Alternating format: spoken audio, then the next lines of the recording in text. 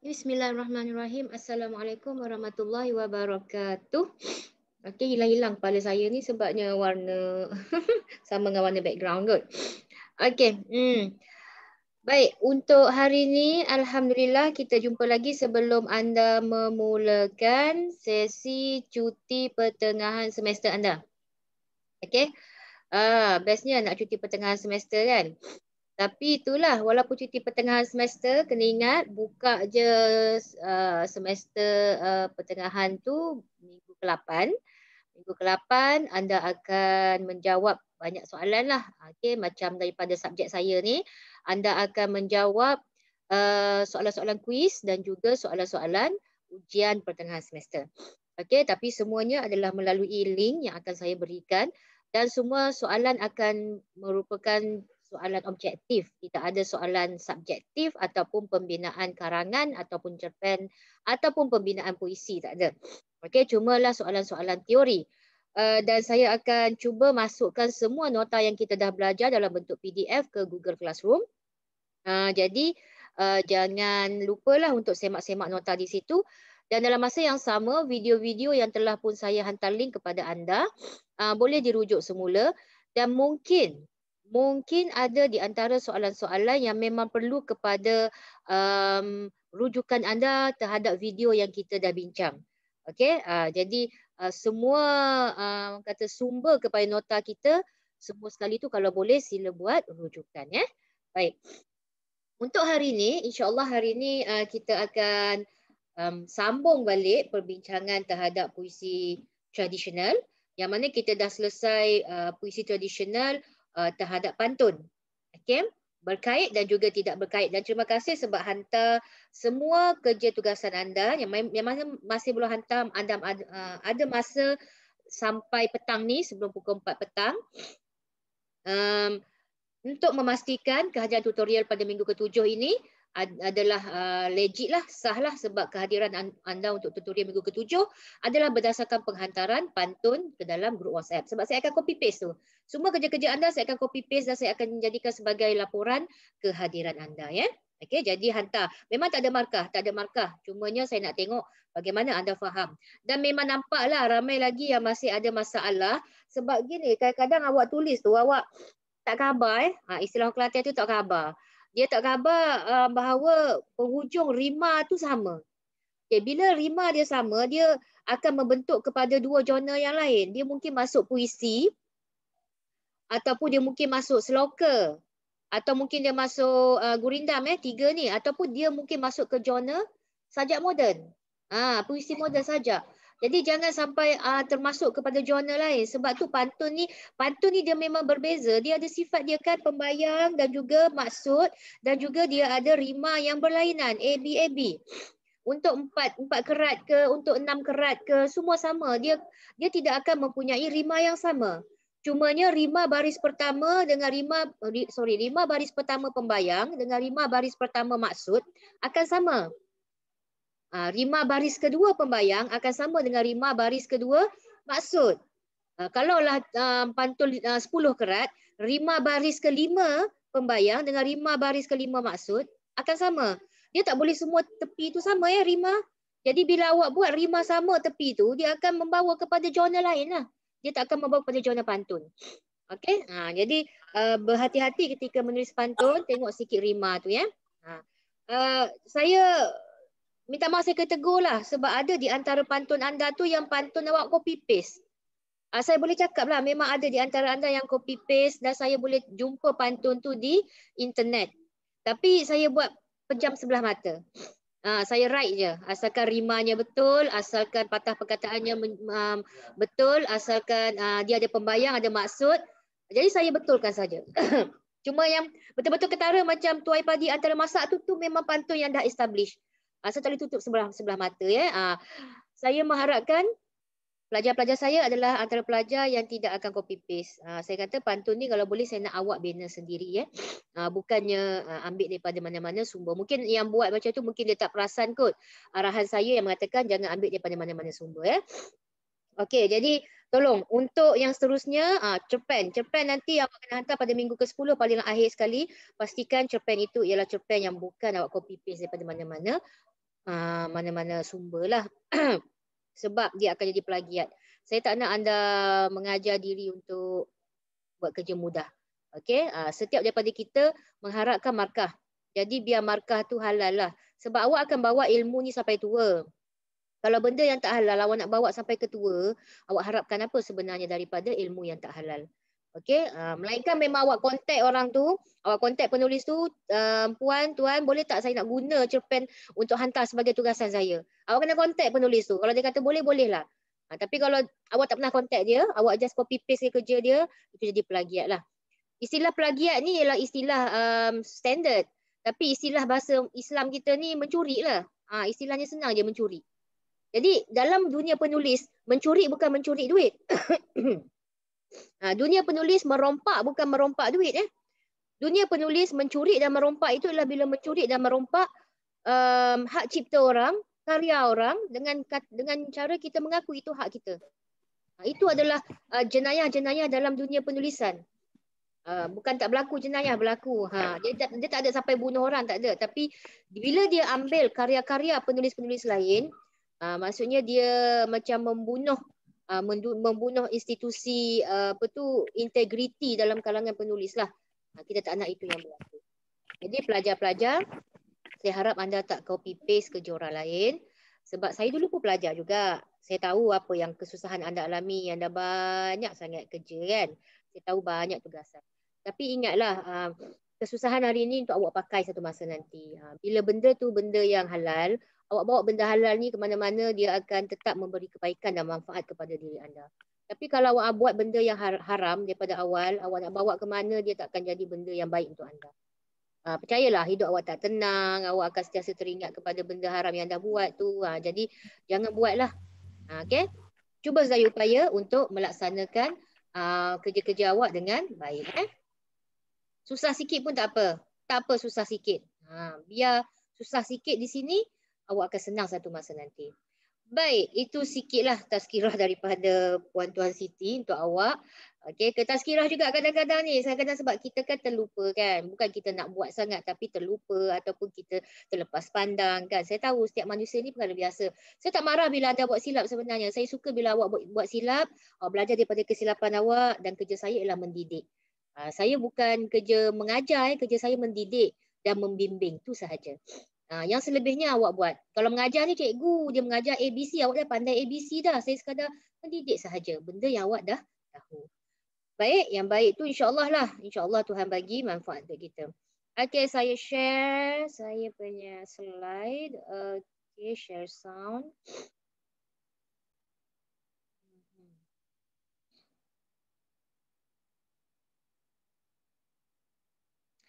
Baik, boleh nampak slide saya, Syair? Nampak, Madam, nampak. Okey, alhamdulillah. Kita mulakan dengan syair. Sepatutnya sampai hari ini sepatutnya anda dah boleh membezakan syair. Bukan, syair tak masuk lagi, baru masuk hari ini.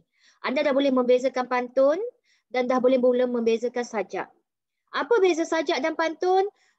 Kalau ditanya dalam soalan exam, okey, jawapan dia senang. Sajak dan pantun berbeza kerana pantun ada pembayang dan maksud. Ada baris pembayang, ada baris maksud. Sedangkan sajak, semua baris mempunyai maksud. Itu beza yang paling besar. Kalau nak cakap tentang rima, mungkin ada persamaan rima. Ada sajak yang berupa macam pantun. Cumanya, setiap baris sajak, semua ada makna. Walaupun 4 baris. Dia buat rima lah, dia buat rima macam pantun. Awak tengok, ada 4 baris lah. Macam rima semua AB lah macam pantun. Tapi bila anda tengok setiap baris, anda nampak setiap baris mempunyai maksud kepada tajuk. Itu adalah sajak. Sajak 4 kerat. Kuantren. Sajak kuantren. Tetapi bila anda tengok 4 kerat, rima AB, cuma atas ni 2 baris ni mempunyai pembayang, 2 baris bawah ialah maksud, maka itu pantun. Itu beza sajak dan pantun. Sepatutnya dah boleh pegang dia sebagai sebagai perbezaan yang sangat ketara antara kedua-duanya. Sekarang kita nak bezakan dengan syair. Syair merupakan sebuah karangan bersajak yang mana setiap rangkapnya terdiri daripada 4 baris dengan bunyi hujung yang sama A. Beza syair dengan pantun dengan sajak ialah rima dia ada A. Rima dia sama. Sebab tu saya kata pantun awak jangan buat rimanya sama. Bila pantun dibuat rima yang sama, ia boleh membawa kepada genre syair. Ada yang kata, ada setengah-setengah ahli sastra yang bijak bab pantun, dia memang tak bagi langsung A tu untuk pantun. Dia kata memang salah. Pantun awak letak A memang salah. Dia tak boleh kompromi dengan A. Okey? Tapi ada setengah-setengah yang mengatakan asalkan ada pembayang dan maksud kita terima. Ada setengah-setengah cakap macam tu, tapi saya berpegang kepada teori dia lah. Teori dia kata pembayang, maksud dan kena rima AB, itu baru pantun. Apa saja yang kita cakap, dia pembayang atas, maksud bawah walaupun AA tapi dia ada pembayang dan maksud. Kalau ada yang jawab macam tu, saya rasa saya tak boleh, mungkin ada setengah orang boleh terima, setengah orang tak boleh terima langsung. Sebab dia kata pantun AB lah. Itu bagi setengah-setengah penggiat pantun lah. Dan memang dia pegang benda tu. Dari dulu sampai sekarang dia pegang AB. Sebab dia tak nak terkeliru dengan syair. Syair ni, dia ada A. Jadi jangan kelirukan dengan syair. Setiap baris mengandungi 4 hingga 5 patah perkataan sahaja. Okey, 4 hingga 5 patah perkataan sahaja itu bagi membentuk rima. Patah perkataan ni, patah perkataan lah. Saya makan nasi kerabu Maggi. Nasi kerabu Maggi pula. Okey, saya makan nasi kerabu Maggi tu lebih lah 5 pula kan. Saya minum air teh 5. Okey, 4 hingga 5 patah perkataan sahaja. Itu maksud patah perkataan. Okey, saya minum air teh susu. 5 patah perkataan. Jadi suku kata adalah 8 hingga 12. Suku kata pula, setiap patah perkataan ada suku kata. Saya makan nasi kerabu. Tu ada 9 patah suku kata. Jadi bilangan baris 4, bilangan patah perkataan 4 hingga 5, bilangan suku kata 8 hingga 12 sebaris. Pegang yang itu untuk syair. Sebab apa dia begitu strict dengan penggunaan patah perkataan ni? Sebab dia akan selalunya mendendangkan syair. Syair ini didendangkan. Waktu kecil dulu saya suka sangat bila masuk kelas bahasa Melayu, ada cikgu yang mendendangkan syair. Okey, dia dendangkan tersebutlah kisah. Okey, bila dia nyanyi lagu syair macam tu, kita pun suka dengar dia nyanyi. Jadi bila saya dah besar ni, saya baru tahu sebenarnya syair-syair ni dia berlainan. Dia ada lagu-lagu berlainan yang macam kita nyanyi waktu kecil dulu kat sekolah tu, itu adalah yang biasa. Tersebutlah kisah suatu cerita. Itu yang biasa. Dia ada yang membawa kepada syair Siti Zubaidah lain nyanyian dia. Syair yang ni lain nyanyian dia. Dia ada lagu-lagu terhadap tajuk-tajuk. Kalau awak nak masuk dalam syair ni, orang jenis suara sedap lah. Budak-budak pelajar-pelajar Jabatan Al-Quran ni. Pelajar Jabatan Al-Quran selalunya suara sedap sebab pandai taranum. Jadi kalau anda bawa syair, anda bawa gurindam, mesti best. Okey, tak tunggu penyanyi, dia tunggu budak taranum ni pun dia bawa syair, bawa gurindam, bawa seloka. Oh, sedap dengar. Sebab sekarang ni bila masuk sayembara syair, tak ramai yang nak masuk. Sebab apa? Mereka tak pandai nak alun belakang tu. Dia depan boleh alun, belakang tu bila dia tarik belakang tu jadi tak sedap.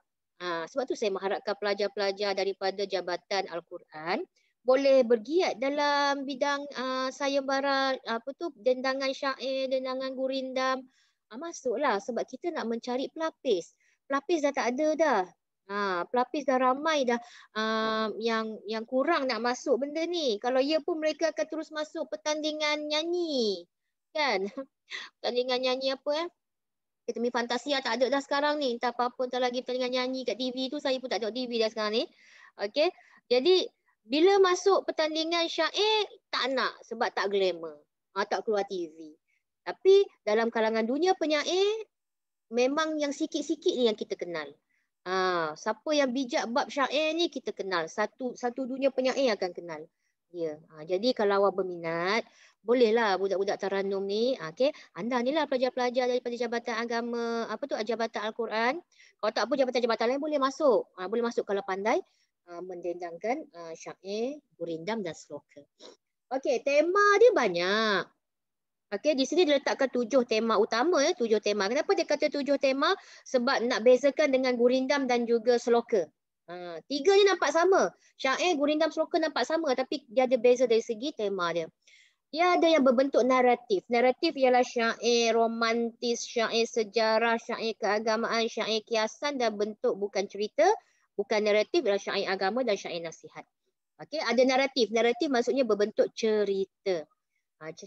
Satu lagi bentuk bukan cerita ialah bukan naratif. Okey, saya ada satu syair dendangan oleh Roslan Madun. Roslan Madun ni memang orang glamour lah. Orang glamour yang bab dendangan, syair, seloka, gurindam, ikut Roslan Madun. Saya pernah jumpa dia sekali dua dekat perjumpaan penyair, perjumpaan penulis, pernah jumpa dia lah. Tapi saya kenal dia, dia tak kenal saya. Macam tu je lah. Okay. Nak beritahu awak bahawa syair Siti Zubaidah ni ialah syair naratif yang berbentuk penceritaan. Okay, sekejap lagi baru kita bincang tentang kaedah penulisan. Anda tengok dulu bagaimana dia mendendangkan syair. Okey, ini dendangan syair Siti Zubaidah. Berbeza dengan syair yang kita biasa dengar. Berbeza. Itu syair biasa, ni syair. Memang dibuat lagu syair ni untuk tajuk Siti Zubaidah. Okey.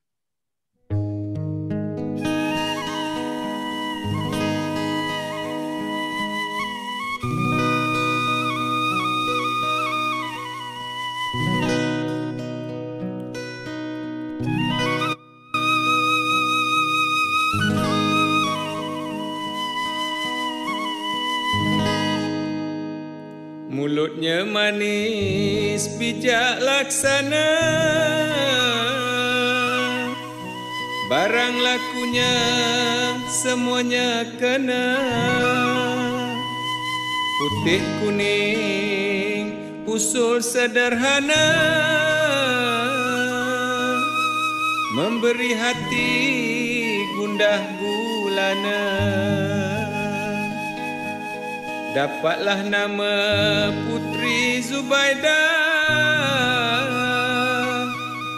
awal dan akhir tidak sudah, sebarang lakunya memberi faedah,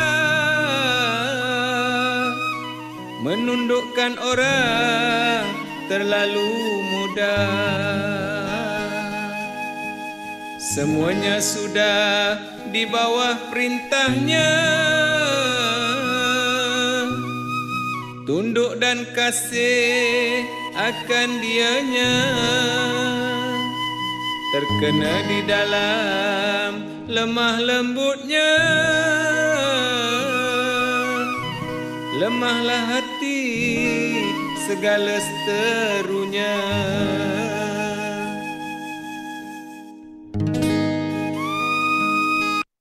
Okey. Dengar itu cara syair Siti Zubaidah didendangkan. Bunyi senang tapi bila nak nyanyi tu, kalau kita memang jenis tak ada tak pandai bab yang belakang-belakang tu, kan belakang tu kan. Kalau tak pandai tu memang susah sikitlah. Tapi saya sangat suka dengar syair Siti Zubaidah ni sebabnya syair ni adalah syair cerita berbentuk naratif tetapi banyak pengajaran di dalam syair ini. Okay, ni yang dikatakan syair. Tak sama dengan pantun Tengok belakang dia. Na, dah, nya. Beza tak dengan pantun? Beza kan? Jadi janganlah nanti menulis pantun menggunakan rima yang sama sebab takut tertukar dengan syair. Okey. Syair ini semua di dalam ceritanya dia membentuk cerita membentuk cerita. Berbeza dengan sajak. Okey, kalau sajak distikon mungkin belakang dia sama. Okey, tetapi sajak distikon kalau dia ikutkan yang menggunakan hyperbola, simili, personifikasi lebih kuat di dalam sajak berbanding dengan syair. Okey, jadi setiap baris mempunyai makna untuk tajuk sama seperti syair. Cuma saja dia punya baris tu berlainan sebab dari segi suku katanya. Suku kata sajak tidak mengikut suku kata yang rigid dalam syair. Awak tengok kan semua suku kata dia ni tak adalah panjang-panjang, tapi sajak boleh bawa kepada suku kata yang panjang. Satu baris tu boleh ada 7-8 patah perkataan dalam satu baris untuk sajak. Berbeza dengan syair. Syair dia memang kena 4. Okey, tengok ada 4 hingga 5 sahaja.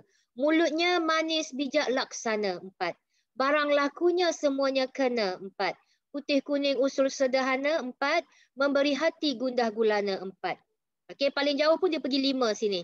Semuanya sudah di bawah perintahnya. Sini 5. Okey. Jadi bila kita menulis sebuah syair, dia pegang kepada bilangan suku kata. Itu yang bezakan dia daripada sajak. Walaupun sajak tu distikon 4 baris, rima sama, tetapi sajak boleh bawa kepada lebih bilangan patah perkataan dalam satu baris. Tetapi syair dia pegang tu. 4 hingga 5 patah perkataan satu baris, 8 hingga 10 ke 8 hingga 12 bilangan suku kata. Okey, kena pegang itu Ini syair Siti Zubaidah, dah kenal dengan syair Siti Zubaidah dan ini adalah wajah Roslan Madun. Okey, siapa-siapa pernah jumpa Roslan Madun di TV ke, di mana-mana ke, bolehlah nak minta tanda tangan dia. Dia memang orang glamour. Dalam bidang penulisan, dia adalah salah seorang yang sangat popular dunia penyair lah. Okey. Dan kita masuk kepada Gurindam. Gurindam ni sebagai salah satu puisi Melayu lama, Gurindam dibaca dengan lagu yang tersendiri. Ia berbeza dengan syair melalui bilangan baris dalam setiap rangkap. Ia berisi nasihat atau pengajaran. Okey, Gurindam mempunyai hanya 2 baris dalam setiap rangkap. Biasa Gurindam Syair ada 4 baris satu rangkap. Gurindam hanya ada 2 baris pada satu rangkap. Rima dia sama dengan syair. Rima syair dengan gurindam sama. A, A, E. Okey, A. Tetapi syair ada 4 baris. Gurindam ada 2 baris. 2 baris. Itu beza syair dan gurindam. Okey, gurindam yang paling glamour ialah gurindam jiwa. Nyanyian Nordin Ahmad dan heroin dia siapa dalam cerita tu Okay, saya tak ingat. Okey, cerita lagu Gurindam Jiwa ni kalau awak tanya ibu dengan ayah awak dia tahulah. Ibu dengan ayah awak mesti tahu lagu Nordin Ahmad Gurindam Jiwa. Okey, tuai padi antara masa ni ada salah seorang hantar pantun ni ke saya tadi okey. Tuai padi antara masa esok jangan layu-layuan. Okey, dah tu dia balas pula intai kami antara nampak esok jangan rindu-rinduan. Itu adalah gurindam. Dia 2 baris dibuat dalam satu rangkap yang boleh dinyanyikan. Okey. Tetapi dalam dunia sastra di antara gurindam yang amat masyhur ialah gurindam 12 Raja Ali Haji. Gurindam 12 Raja Ali Haji. Orang-orang sastra dia lebih tahu lagu gurindam ni daripada Gurindam Jiwa tu lah, melainkan dia memang minat cerita lama. Tapi Gurindam 12 Raja Ali Haji ini amat popular dan masyhur dalam kalangan dunia sastra. Okey. Saya bagi contoh di sini ialah Gurindam 12 pasal yang pertama didendangkan juga oleh Roslan Madun. Okey. Dalam Gurindam 12 pasal yang pertama ini kita lihat bagaimana dia meletakkan 2 baris dalam gurindam ini dengan rima yang sama di penghujungnya. Okey, kita tengok dulu bagaimana lagu gurindam ni berbeza dengan syair. Syair Siti Zubaidah bunyi lain, gurindam bunyinya lain Okey.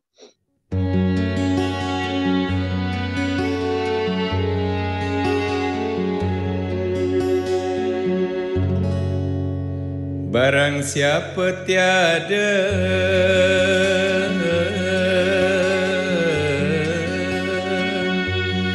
memegang agama,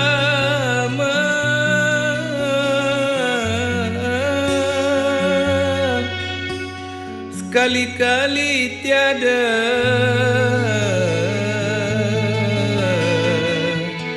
boleh dibilangkan nama.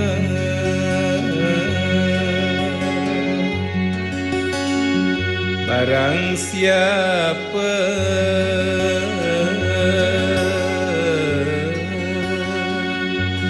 mengenal yang empat,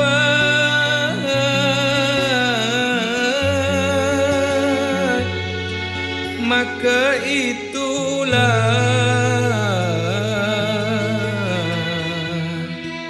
orang yang makrifat.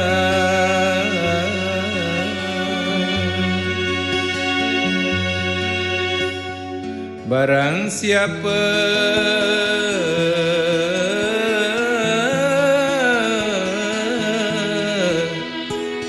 mengenal Allah, suruh dan tegahnya, tiada ia menyala.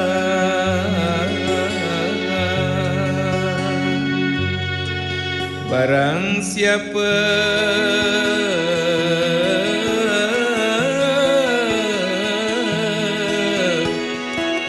mengenal diri, maka telah mengenal akan Tuhan yang bahri.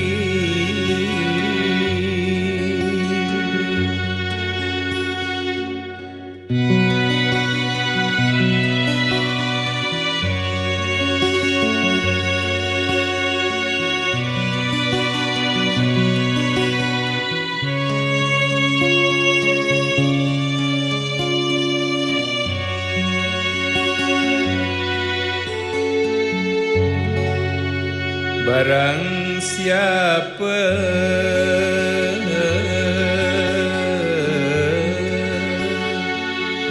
mengenal dunia,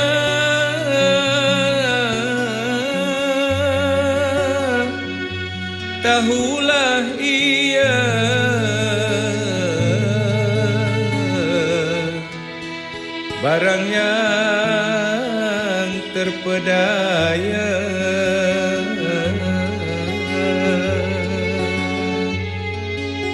Barang siapa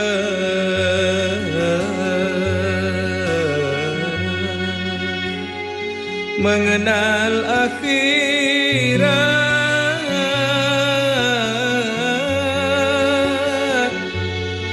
tahulah ia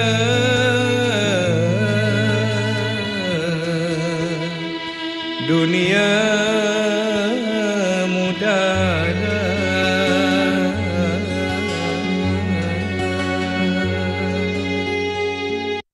Okey.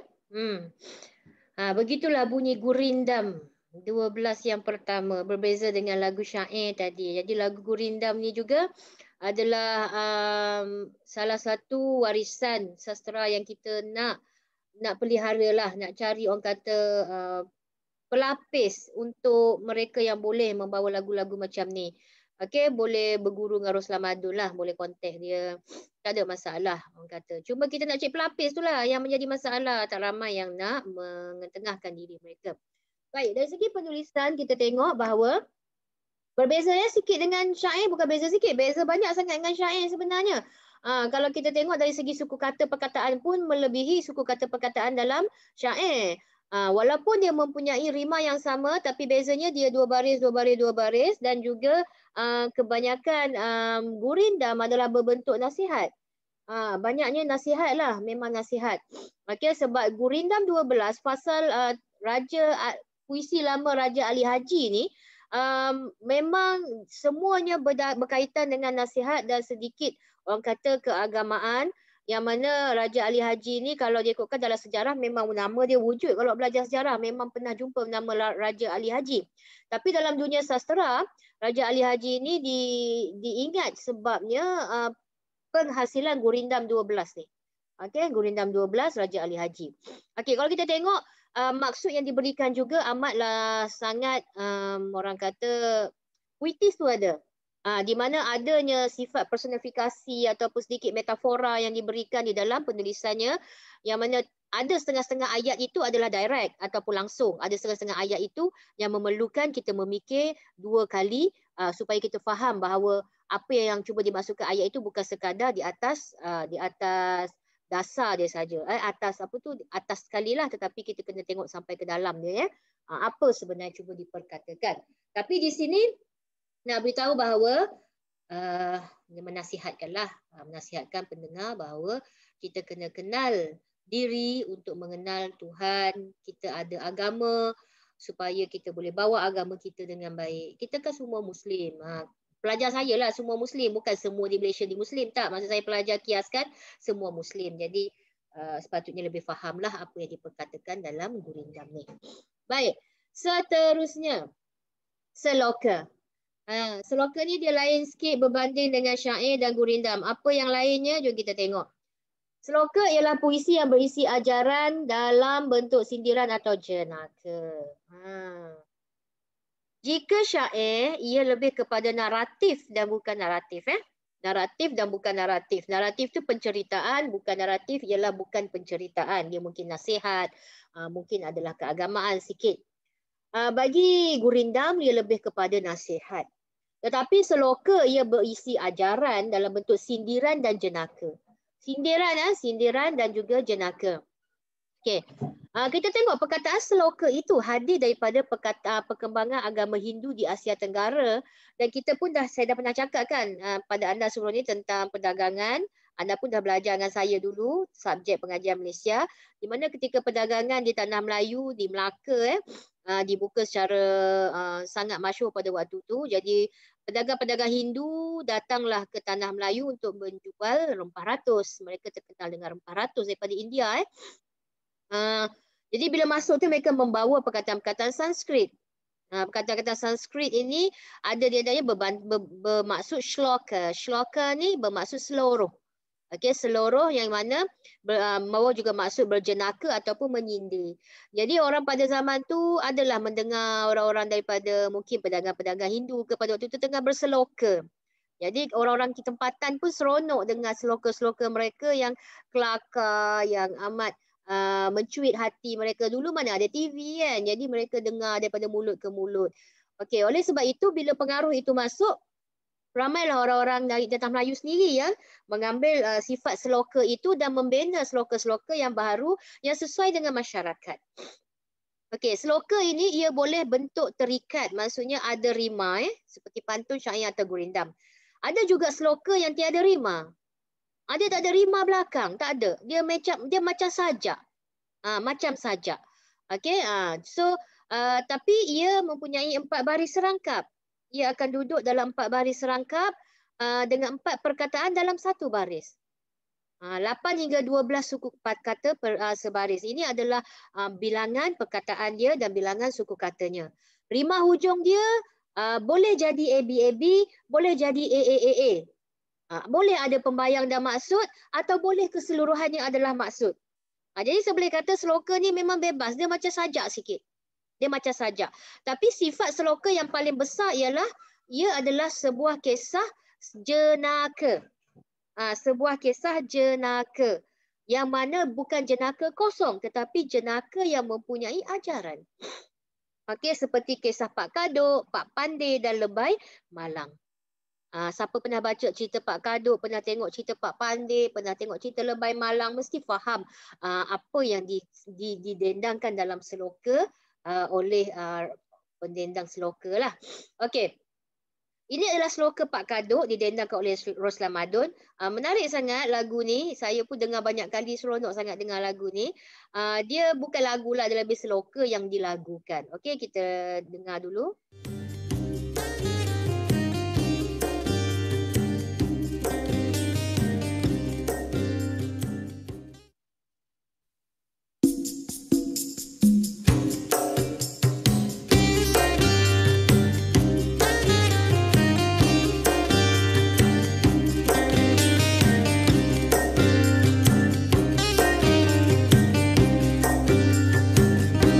Aduhai Malang Pak Kaduk.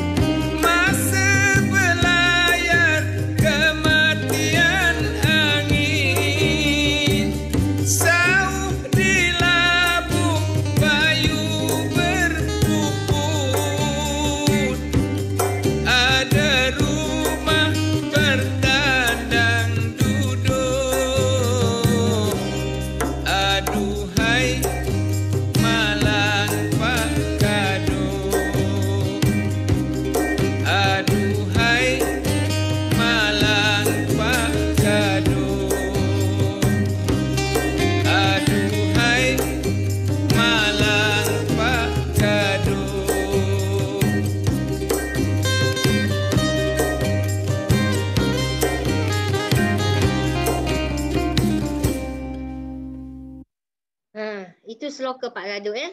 Jadi dari segi penulisannya memang nampak dari segi penulisan Seloka Pak Kaduk tidak ada rima yang tertentu. Ini bukan dari segi penulisan rima, no, memang tak ada rima. Kita boleh lihat juga dari segi suku katanya, walau bagaimanapun dia berpegang kepada jumlah perkataan 1, 2, 3, 4, 1, 2, 3, 4, 1, 2, 3, 1, 2, 3. Okey, dia mengurangkan jumlah perkataan sebab tadi dia nak mendendangkannya. Okey, begitu juga dengan jumlah suku katanya. Bila jumlah patah perkataan diikuti, maka jumlah suku kata juga diikuti dengan baik.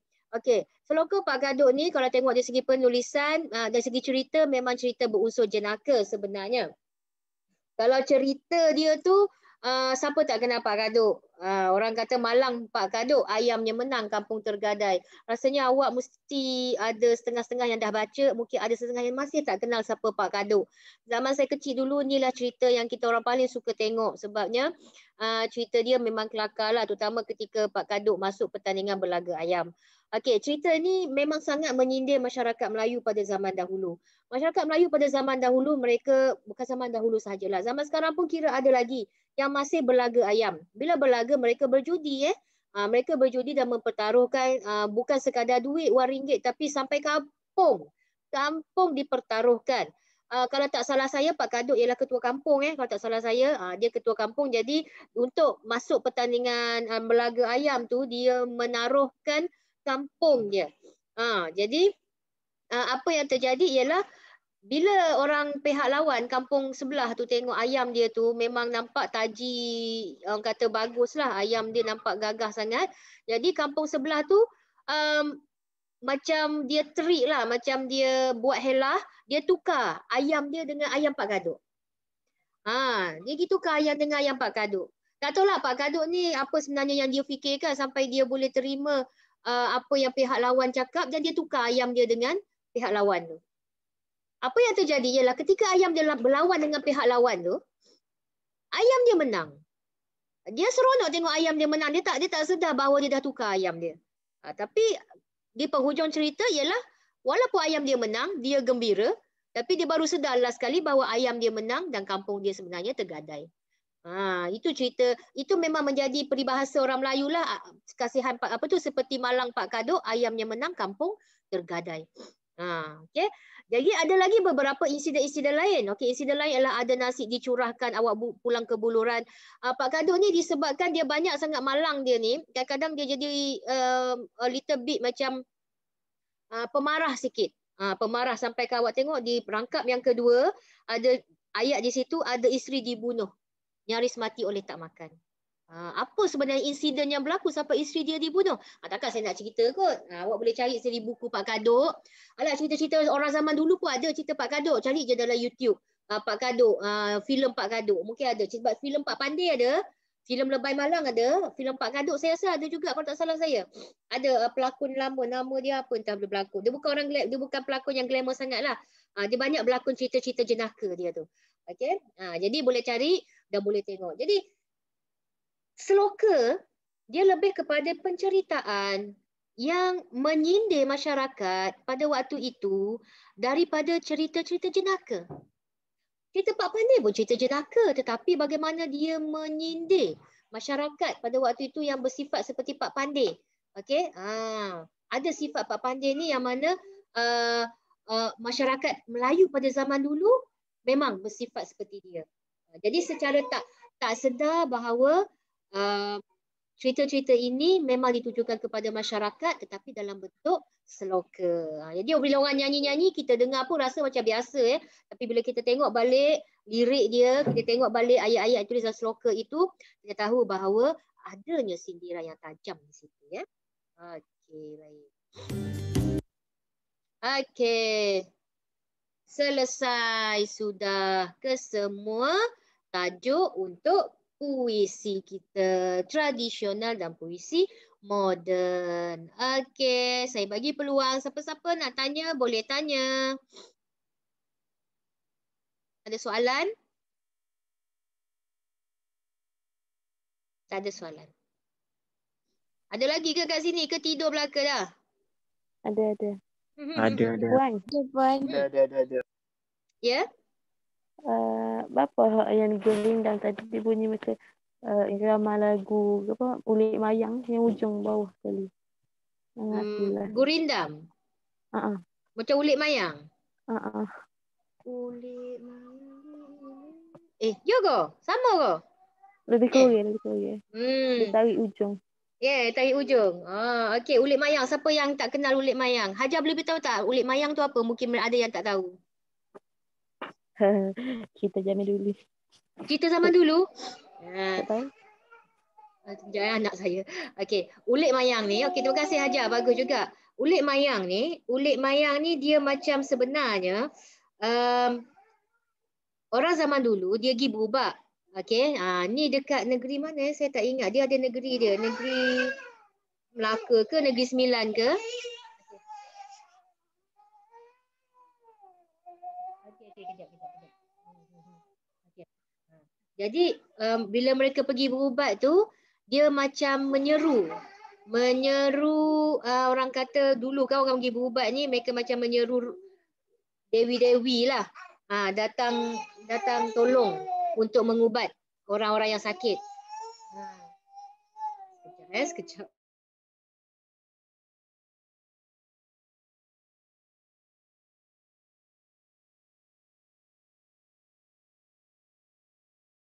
Okey, jadi bila dia mengubat orang yang sakit, mereka akan mendendangkan lagu ulik mayang ni. Okey, sebab lagu tu kalau awak dengar betul-betul dia punya dia punya lirik tu adalah tentang puteri-puteri Okey, ulik mayang diulik dengan jala jemala. Umbut mayang diumbut dengan putrinya dua. Okey. Puteri dua berbaju songket. Jadi dia cerita dia tu ialah tentang puteri-puteri puteri-puteri dewa-dewi yang dipanggil pada waktu tu dululah. Tak salah saya memang untuk orang berubat. Dia sama macam kita dekat sini apa tu istilah dia menora ke gapo saya tak ingat. Ada istilah dia orang kat sini. Maiteri. Ya, maiteri. Orang sini dia maiteri. Dia orang dekat negeri tu dia main ulik mayang. Jadi memang itu salah satu dulu kan mula-mula kita belajar puisi, ada puisi yang digunakan untuk tujuan memuja. Him kan. Kita pernah belajar him. Itulah antara puisinya ialah untuk memuja roh, untuk memuja ketika mantra. Dia buat mantra untuk berubat ke dan sebagainya. Jadi puisi ni bukan terhad kepada berhibur saja tapi saya tak pasti zaman sekarang ni ada ke tak lagi orang buat benda-benda gitu. Tu saya tak pastilah. Cuma yang saya pasti teri tu ada lagi. Orang tua masih lagi buat teri tu. Saya pun tak nak sangkal. Ya. Kiranya lagu Ulik Mayang ni termasuk dalam puisi juga lah. Ya. Puisi yang didendang dalam bentuk mentera. Okey. Apa puan?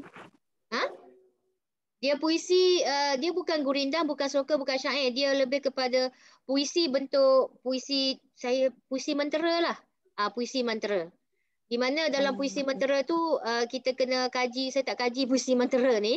Adakah puisi mentera ni membawa sifat syair, gurindam atau sloka. Itu saya tak pasti lagi lah sebab saya tak bincang pasal puisi mentera. Kalau kita tengok tu dari segi ayat-ayat dia kita kena kaji lah. Adakah ayat dia mengikut mana-mana sifat puisi tradisional. Cuma saya boleh kata dia puisi tradisional, dia bukan puisi moden. No. Okey, bagus juga perbincangan yang bagus puisi mentera tu. Lain kali saya kena buat rujukan lah. Dia tergolong dalam puisi mana satu. Okey, bagus-bagus. Okey, ada lagi soalan? Sama-sama aja. Ada? Tak ada? Okey. Kalau tak ada sebarang soalan, alhamdulillah kita habis dah bab ni. Kita akan insya-Allah jumpa lagi pada minggu yang ke-8 lepas percutian anda. Okey, walaupun tak boleh pergi bercuti tapi buatlah rujukan dekat rumah bila-bila duduk saja tepi laut kan. Rumah siapa duduk tepi laut? Sedapnya duduk tepi laut. Okey, rumah saya duduk tepi sawah. Okey, jadi kita akan jumpa pada minggu ke-8 insya-Allah untuk menjawab soalan kuis dan soalan peperiksaan pertengahan semester anda. Okey, sesungguhnya yang baik itu daripada Allah SWT. Okey, dan yang kurang itu daripada kelemahan saya sendirilah. Kita sama-sama belajar dan sama-sama berbincang dan mendapat manfaat daripada yang baik. InsyaAllah. Wabillahi taufiq hidayah. Assalamualaikum warahmatullahi wabarakatuh. Jaga diri baik-baik semua Waalaikumsalam. Terima kasih, Puan. Waalaikumsalam. Terima kasih, Puan. Waalaikumsalam. Terima kasih, Salam. Puan. Terima kasih, Puan. Sama-sama.